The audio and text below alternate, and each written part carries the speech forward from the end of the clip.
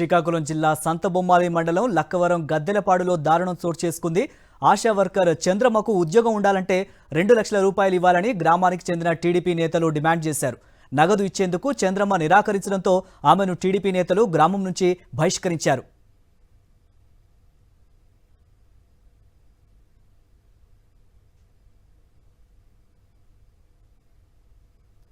గ్రామ పెద్దల నుంచి తనకు ప్రాణహాని ఉందంటున్న చంద్రమ్మతో మా ప్రతినిధి సునీల్ ఫేస్ టు ఫేస్.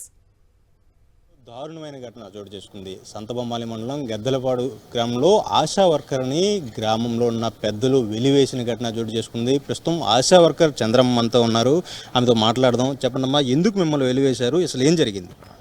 అంటే ఒక 5 సంవత్సరాల కిందట ఓన్లీ అంగన్వాడీ సార్, అంటే ఆ ఊరు పద్ధతిని వాళ్ళు పాటించుకున్నారు సార్. నేనైతే 2014 నుంచి పనిచేస్తున్నాను సార్. 2014 నుంచి పనిచేస్తాను. నేను జాయిన్ అయ్యేటప్పుడే ఇంకొక అంగన్వాడీ ఉండిచ్చు సార్. ఆ అంగన్వాడీకి వాళ్ళు ఏం చేశారంటే 5 సంవత్సరాలు అయిపోయిందని వేరే అంగన్వాడీ ట్రాన్స్ఫర్ చేశారు సార్. ఆమె దగ్గర వేలం పాటేసి 70,000 రూపాయలు తీసుకున్నారు సార్. అదే ఇప్పుడు 5 సంవత్సరాలు అంటే ఇప్పుడు 10 సంవత్సరాలు అయిపోతుంది సార్. నేను 2014లో జాయిన్ అయ్యాను సార్. అంటే 10 సంవత్సరాల సర్వీసే కదా సార్.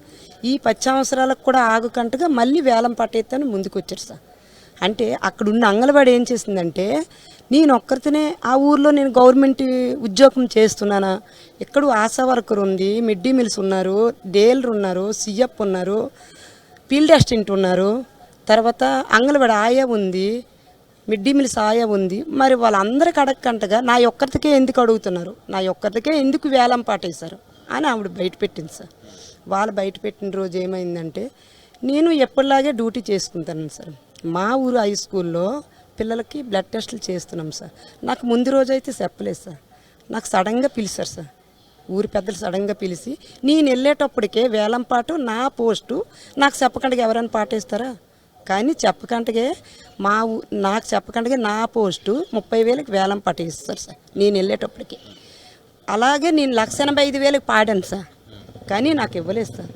నాకు ముందు ఇంకొక ఆమె చేసి ఇచ్చారు.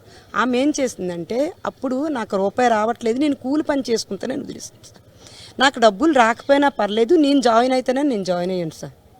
గత 6 నెలల నుంచి ఏదైతే చంద్రమ్మకు సంబంధించి అధికారులు కానీ గ్రామంలోనే పెద్దలు వేధింపులకు గురి చేస్తున్నారని, దీనికి సంబంధించి జిల్లా కలెక్టర్కు ఎస్పీకి కూడా ఇప్పటికే ఫిర్యాదు చేశామని, భవిష్యత్తులో కూడా చంద్రమ్మకు భరోసా ఇచ్చే విధంగా తాము సిఐటి ద్వారా పోరాటం కూడా చేస్తామని కూడా ఇక్కడ చెబుతున్న పరిస్థితి నెలకొంది. కేవలం రాజుతో సునీల్, సాక్షి, శ్రీకాకుళం.